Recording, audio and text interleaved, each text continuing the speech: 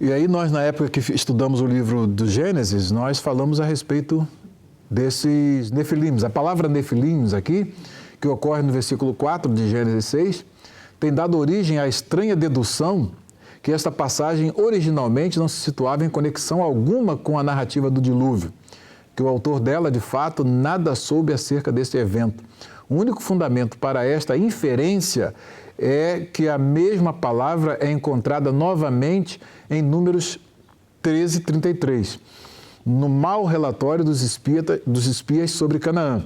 A pergunta-chave que os críticos fazem aqui é a seguinte: se os nefilims aqui são mencionados e ainda estavam em existência nos dias de Moisés, como poderia ter acontecido uma catástrofe que destruiu toda a humanidade, exceto a família de Noé?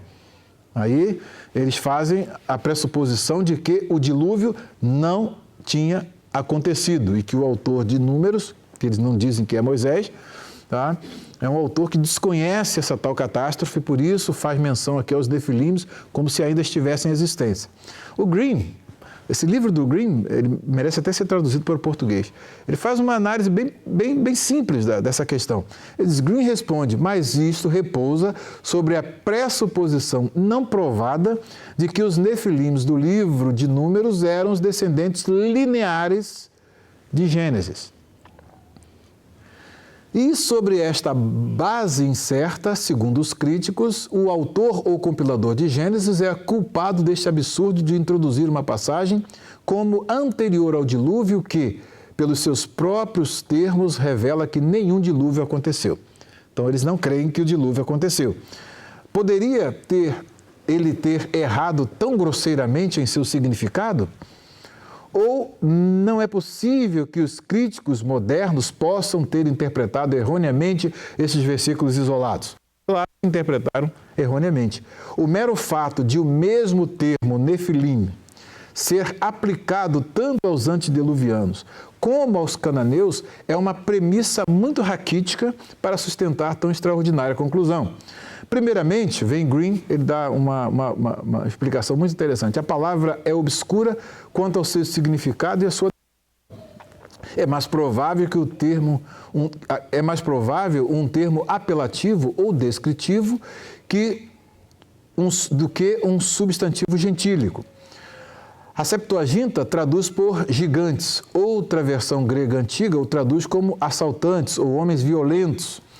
Ele não ocorre novamente na narrativa da conquista de Canaã, como se ele fosse nome próprio de uma tribo, mas apenas no relatório dos espias, cujas excitadas imaginações poderiam expressar melhor o terror inspirado por aqueles homens de grande estatura e estampa poderosa, dizendo que eles eram os antigos ressuscitados.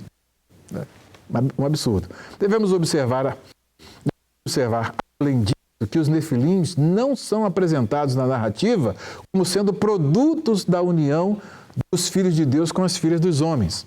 Tá? A afirmação é que os nefilims estavam na terra antes de esses matrimônios acontecerem e após. É que está aqui no texto. Me lembrei do pastor lá da primeira igreja, não vou dizer só o milagre, não vou dizer o nome do santo, nem a origem do santo. Nós estávamos discutindo um texto de Provérbios, né, escrito em hebraico, aí ele depois, né, ele não deixou eu falar, no final que eu ia dar a explicação para o ouvinte, perguntou que o espírito do homem, a alma do homem é a lâmpada do Senhor, aí ele perguntou, é pneuma que está aqui? Né, não, pneuma não, é neshama, que o texto aqui é em hebraico. Aí ele, que gafe, né? Dizer que o termo grego estava no hebraico, né? Estudou no seminário, não vou dizer o nome do seminário, Batista do Sul do Brasil, né? Já disse. Então aí, dar uma gafe dessa, realmente é não saber nem que o Antigo Testamento foi escrito em hebraico. E então aqui o texto hebraico diz, Hanefilim hayu ba'aretz bayamim hahem. Então, os nefilim estavam na terra naqueles dias, tá? E diz, vegam acharei rem, e depois daqueles dias. Asher, aí vem aqui, Yavou bnei ha-Elohim el bnei ha-Adam ve yaldu lahem. Então, e também eles estavam naqueles dias e também depois, quando os filhos de Elohim, os filhos de Deus, entraram às filhas ou possuíram as filhas dos homens, às quais lhes deram filhos. É claro que, mas não é dito que eles eram de algum modo fruto de tais matrimônios.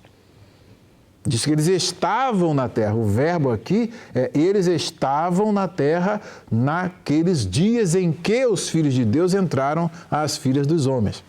Então, eles não são produto dessa união dos filhos de Deus com as filhas dos homens, que aí eles dizem que os anjos que possuíram as mulheres e aí criaram uma série de coisas absurdas. Os críticos, contudo, dizem-nos que, embora isso não seja expressamente, está implícito na cabeça deles. De maneira nenhuma isto deve ser considerado assim, mas suponha que isto seja verdade. Mesmo assim, a interpretação mitológica seria uma impossibilidade.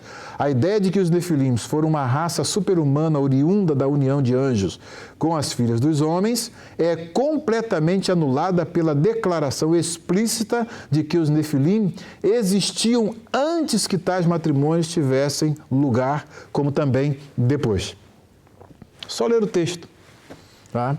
Nenhuma nova espécie de criaturas pode ser tensionada, portanto, cuja origem seja traçada a partir do matrimônio de diferentes ordens de seres, ordem angelical e ordem humanas. Tá? E aí, dou várias, depois eu posso passar o artigo que ainda não está pronto para vocês, mas é só simplesmente para a gente reforçar aqui essa ideia de que eles estavam aqui evocando, eles eram os Nefilim, só podem ser os Nefilim, que já sabiam da história, né? Dos Nefilim, esses homens, os Giborim, né, os fortes da antiguidade. Então, ele veio lá uns indivíduos grandes, com 2 metros, 2,5 metros, né, 3 metros de altura, homens fortes e grandes. E eles iam simplesmente dizer, não, esses aí são os Nefilim que estavam lá na Terra. O objetivo é mostrar o quê? Dar uma versão negativa, uma versão que é pelos óculos da incredulidade e fazer com que o povo todo esmorecesse. E quais são os resultados disso? Os resultados é que esse pessimismo faz com que o povo queira voltar para o Egito, que é o nosso próximo estudo.